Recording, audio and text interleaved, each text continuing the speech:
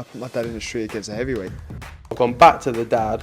I've punched him a few more times. 5 blokes outside my front door. Can you come and help One me? hell of a fucking story, so stay tuned.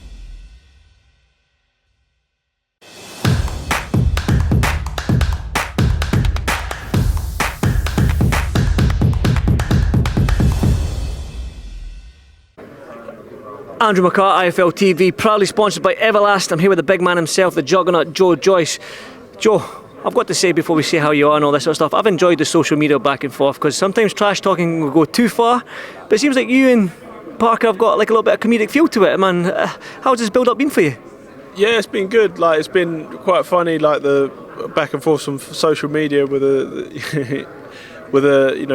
clips and stuff. But we're both ready, and we're just both looking over the table like we just want the fight night to happen now, and just get our fists talking in the ring instead of like saying things up there. I didn't really know what to say to him because like he's a nice guy and he's whatever. But then this is a serious play. It's a serious business where we're not like tickling each other. We're like hitting each other with small gloves and tight wraps. So it's all going to go off on Saturday night. I do want to talk about some things that were said, obviously, from the Parker camp. You're dull, you've not got the skill set, you're boxed, you've not got the technique and all this sort of stuff. Basically, having a little go at the way you box, the way you're sort of like unorthodox and sort of stuff, the way you approach the game. So, obviously, being that you're a dull fighter and can't come from Parker, what do you say to all that? No, I don't really care. It's who's going to win on Saturday night, and if that's me, then it doesn't matter what people say. I get the results. The thing is, people do say you're non-orthodox, but you're working with a Cuban master in Ismael Salas, and like we know what the Cubans can do. We've seen the Olympic pedigree that they bring, the World Championships and amateurs and stuff like that, and we've seen the champions that he's brought through. So that being said, what have you learned from Ismael? I know you've been with him from the start of your career, and you're back with him now, and you've been in Vegas for a long time. So what more has he brought to your game? More weapons to the arsenal, and just tidying up a few things like technically wise and biomechanics, and he gets the best out of me. So I'm coming into this camp. I've had some great round sparring, great sparring out in Vegas and back here. Thanks to Johnny Rice, Johnny Fisher, and Takam, and also Sol Daker's coming back here. So I'm ready, and I'm in fight mode now. It's kind of like sinking in. Like it's only a few days left, and Joseph Parker looking over at me on the table. He knows he's ready as well. I can see it in his eyes. So I think it's going to be a great fight. Definitely, it's going to be a great fight. I think when two heavyweights, especially that are 50-50 fight almost, and I think the bookies might have you slightly favourite, but 50-50 fight, two heavyweights going at, it's just a fan-friendly fight in terms of the way you approach the game, the way Joseph approaches the game. So can we expect fireworks? Can we expect knockdowns, knockouts? What can we expect? Yeah, I aim to knock him down, knock him out, and hurt him, because it's a sport, but yeah, it's a brutal sport, and I want to win in any way as possible. So he's going to try and hurt me as well. So that's the name of the game. You're a big man. You call Joe Little Joe. Is this the case of size matters in this fight?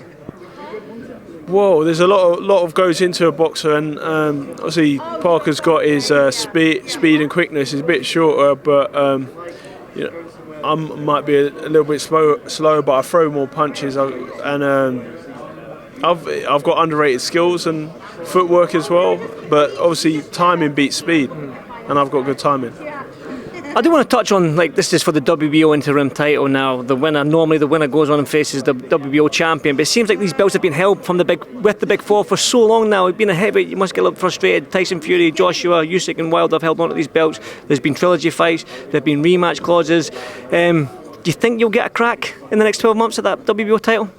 Yeah, no, this is for the WBO interim, so this means that if Usyk doesn't want to fight me, then I get elevated to WBO once I beat Parker.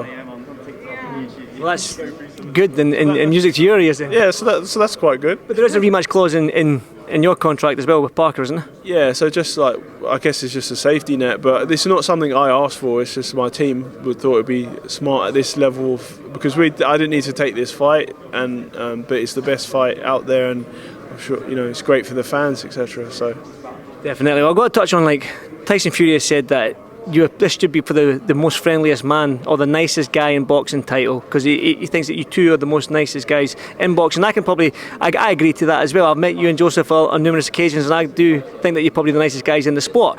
That being said, Tyson did say that Parker will beat you by unanimous decision or by late stoppage. What do you say to that? Yeah, it's all nice till the bell rings and you have me coming at him and punching him up. So that being said, can you stop Joseph Parker? Never been stopped before? Yeah, that's what I aim to do, and I believe in my abilities, and I think I can get the job done. So we just have to see. I know you've got a lot of media behind me, and you're probably fed up now. It's been a long day for you, but I do appreciate your time. So one final one from me is, I do want to touch on the Fury-Joshua fight. Being a heavyweight, you've probably got one eye on that fight, and the fact that it's getting closer and it seems like people are ticking all the right boxes, dotting their I's and crossing them T's. Your thoughts on that fight? Yeah, I think it's a great fight, and it's one that we want. It's at last that we might have the privilege to actually watch this fight. I've gone both ways, thinking each other's going to win. First, I thought Joshua would definitely beat Fury. Now I think Fury would definitely beat Joshua. So, this will be the decider, and see who's the best. Yeah. Again, 1-1. Sky Sports, BT Sport, I better edit that bit out. BT Sport box office around the world, MMA in the arena. What can the fans expect from you? Explosive performance. I think there's a recipe for a great fight, and see who's the best Joe on the night. Who is the best Joe? Joyce. There you go, Joe. Thank you so much, brother. I'll see you soon. Thank you, mate.